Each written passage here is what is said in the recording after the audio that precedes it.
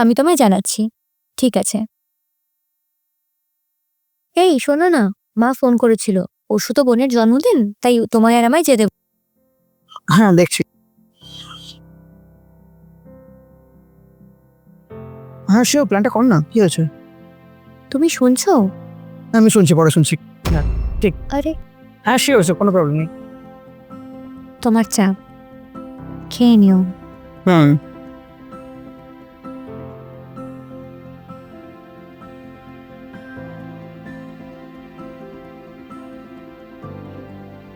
তখন আমি তোমাকে চাটা দিয়ে গেলাম, তুমি এখনো চাটা খাওনি? খাচ্ছি, ভুলে গিয়েছিলাম।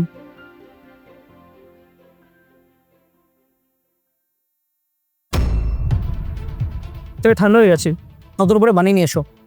ঠান্ডা হবে না তো কি হবে? আমি কখন এসে চাটা দিয়ে গেছি, আর তুমি এখন খাচ্ছ? ঠিক আছে বললাম তো, কাজ করছো তো একটা, দেখতে পাচ্ছ না? ব্যস্ত আছি বলে নিশ্চয়ই। চাটা নতুন করে বানিয়ে নিয়ে এসো, যাও। ওই চাটা মুখে দেওয়া যাচ্ছে না। তোমার প্রবলেমটা কোথায় হচ্ছে? তুমি আমায় সবসময় ইগনোর করছো, এখন বলছো চাটা ভালো হয়নি। তুমি আমাকে কোনো সময় পাত্তাই দিচ্ছ না। আমি তোমাকে বললাম আমার মা ফোন করেছে, তাও তুমি কোনো উত্তর দিলে না। কি ব্যাপারটা কি? তোমার বউ হয়েও তোমার জীবনে আমার কোনো ভ্যালুই নেই। বললাম বোনের বার্থডে, তাও তুমি কোনো পাত্তা দিলে না। আমি আর পারছি না, আমার জাস্ট ভালো লাগছে না এগুলো। যখন তুমি এই সেম কাজটা করতে, তখন মনে পড়ছে তোমার 15 দিনের কথা?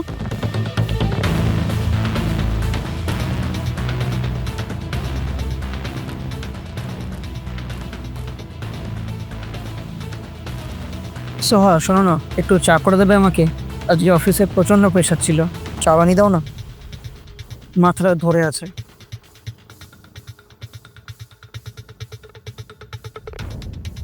সোহা আমি তোমায় কিছু বললাম। আমি হ্যালো, তারপর কি হলো? তোরা কিছু বললি না? এ মা, কিছু তো একটা বলতে পারতিস। তোরা কিছু বললি না তারপরে আর? না, তোদের একটা কিছু বলতে হতো। শোনো না সোহা, কি হয়েছে আজকে? আজকে অফিসে তো কাজ করছিলাম, এবার তখন হঠাৎ করে বস ডাকলো, দিয়ে বললো যে একটা প্রজেক্টে কিছু প্রবলেম হয়েছে। এবার অনেককেই দেখালো, কেউ করতে পারছিল না।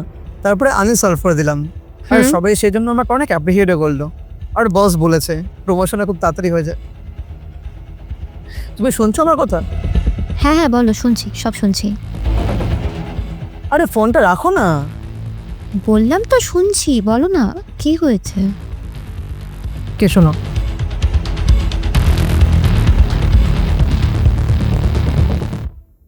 আমি অফিস থেকে আসার পরে তুমি কি আবার করতে আমার সাথে?